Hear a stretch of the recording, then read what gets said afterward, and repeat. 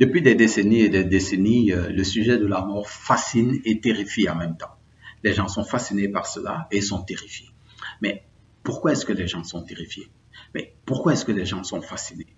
Et la question centrale même que nous allons traiter dans cette vidéo, mais que se passe-t-il après la mort?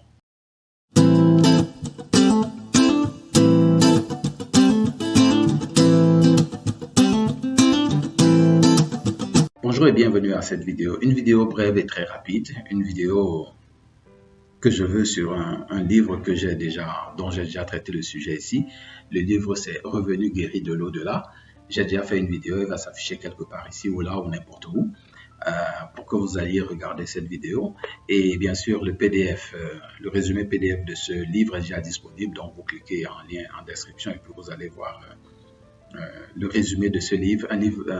Un récit magnifique. C'est une biographie. Il y a une dame qui était diagnostiquée cancéreuse au dernier stade et puis elle est admise à l'hôpital. Elle entre dans un coma pratiquement morte. Elle est désignée morte et puis finalement elle revient à la vie.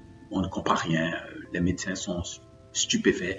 Mais de toutes les façons, ce qui nous intéresse, c'est 2 points. Pourquoi est-ce que les gens ont peur de la mort? Premièrement, la peur de la mort, ça remplit une mission bien précise. C'est pas au hasard, c'est pas pour rien que les gens ont peur de la mort. Vous le savez, vous-même, vous ne savez pas ce que c'est que la mort. Votre père ne sait pas ce que c'est que la mort. Votre entourage ne sait pas ce que c'est que la mort, mais tout le monde a peur de la mort. Alors, mais pourquoi? Pourquoi est-ce que les gens ont peur de la mort? Déjà, regardons ce qu'Anita Moorjani dit à la page 79. Déjà pour établir le fait que ce que je dis là, ce n'est pas une affabulation, ce n'est pas seulement au Cameroun que ça se passe.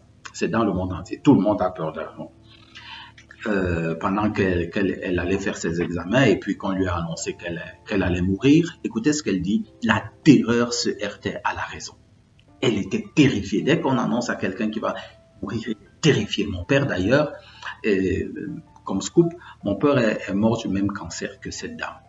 J'aurais aimé bien sûr qu'il passe par les mêmes effets que cette dame, mais malheureusement ça n'a pas été le cas. Donc il a eu le même cancer et puis il s'en est allé. Mais comment est-ce qu'il s'est comporté? Une fois qu'on lui a annoncé ça, il est mort très rapidement. La terreur, la peur l'a emporté même avant la maladie. Elle continue en disant, en fait, je ne pouvais réfléchir au choix. J'en étais incapable. C'était trop effrayant et mon cerveau nageait dans la confusion.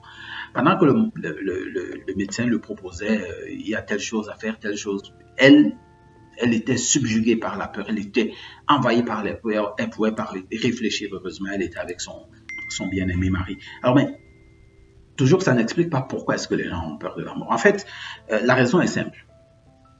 La peur, c'est une prison. La peur de la mort, c'est une prison. La peur de la mort, c'est parmi les peurs qui terrifient le plus des humains. Il y a la peur de vieillir, la peur de la maladie, la peur de la mort.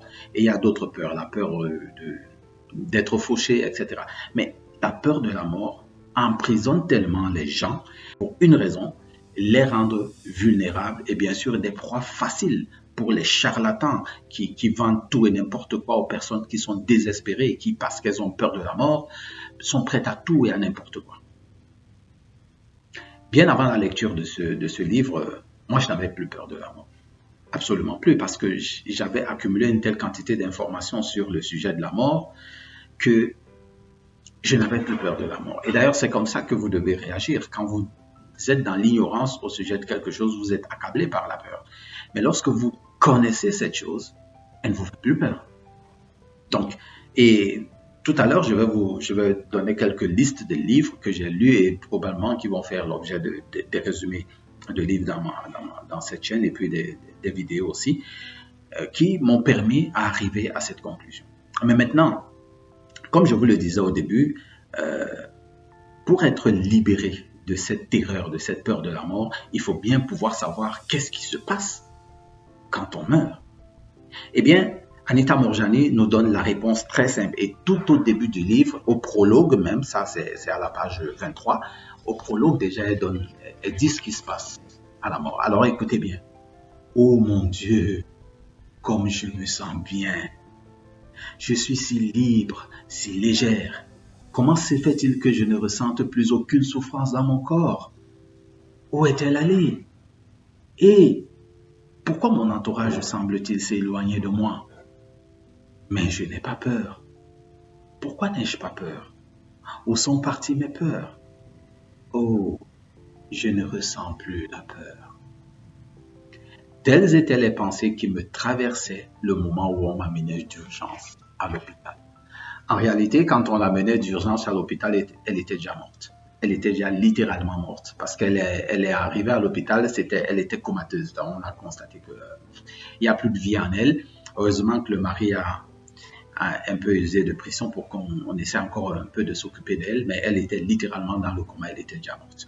Et d'ailleurs, dans le récit, tel que qui est décrit là, et vous allez le voir même d'ailleurs dans le résumé PDF, donc prenez votre résumé PDF, vous allez constater que lorsqu'elle est morte, elle est littéralement morte. Voilà, et il y avait d'autres pensées qui passaient dans sa tête, et la béatitude dans laquelle elle baignait, juste quand elle était en train de transiter vers la mort. Et la période dont elle est en train de parler ici, vous allez le découvrir dans le livre et dans le résumé, cette période où j'ai lu cet extrait était la période où on l'a menée à l'hôpital mais durant cette heure-là, elle était déjà littéralement morte. On pouvait déjà dire qu'elle est morte. Et c'est ce qui est fascinant, c'est le récit qu'elle fait de cette période-là, de ce moment-là. Comment elle se sentait bien, comment la mort qui la terrifiait avant, maintenant qu'elle est en train de la vivre, c'est tout autre chose. C'est comme une extase. Donc, en fait, l'idée qu'on nous a fait de la mort par des gens qui ne savent même pas de quoi il est question a été un mensonge toute notre vie. C'est pour ça que nous avons peur de la mort. Ce mensonge nous a emprisonnés, nous a affaiblis et nous a transformés en des proies que l'on peut exploiter. Les charlatans, les religieux, n'importe qui peut venir nous exploiter comme ça parce que nous avons peur de la mort. Mais elle, Anita Moorjani, elle a vaincu la mort. Vous pouvez la suivre sur Internet, dans les réseaux. Elle est sur Internet en tout cas. Et aujourd'hui, elle partage son histoire et qui n'est pas une histoire, qui n'est pas seulement son histoire à elle, parce qu'elle n'est pas la seule à avoir vécu une expérience de mort imminente. Parce que je ne vous l'ai pas dit depuis le début, ce qu'elle a vécu s'appelle une EMI, expérience de mort imminente. J'en ai parlé dans la vidéo. Allez regarder cette vidéo. J'ai déjà tourné une vidéo sur ce livre. Mais elle n'est pas la seule, comme je le dis. Et vous pouvez dire, mais est-ce que cette histoire est vraie? Elle a mis son dossier médical en public pour que les gens puissent vérifier l'information. Elle est morte, elle est revenue à la vie. Elle a eu ce qu'on appelle une expérience de mort imminente. Mais elle n'est pas la seule. On appelle ça en anglais Near Death Experience. Elle n'est pas la seule. J'ai lu le magnifique livre du docteur Eben Alexandre. Alors lui, c'est un médecin, c'est un docteur qui était extrêmement cartésien, qui a eu lui aussi, heureusement ou malheureusement, une near-death experience, une expérience de mort imminente, et il a écrit un livre dont l'intitulé, le titre en anglais c'est Proof of Heaven, mais en français je crois que ça a été traduit par Et si c'était ça le paradis, voilà, un truc comme ça. Et j'ai aussi lu massivement les œuvres de Stéphane Alix, un journaliste chercheur qui avait perdu son frère à l'explosion en Irak et qui a travaillé vraiment sur le sujet de la mort. J'ai lu le livre de Jean-Jacques Charbonnier. Alors lui, il est intéressant, lui, il est bien plus prolifique dans la question de la mort. Et le livre de Jean-Jacques Charbonnier que je lis dernièrement, c'était L'au-delà en question. Exactement, l'au-delà en question. Je vais faire la plupart de ces résumés, je vais les faire dans cette chaîne.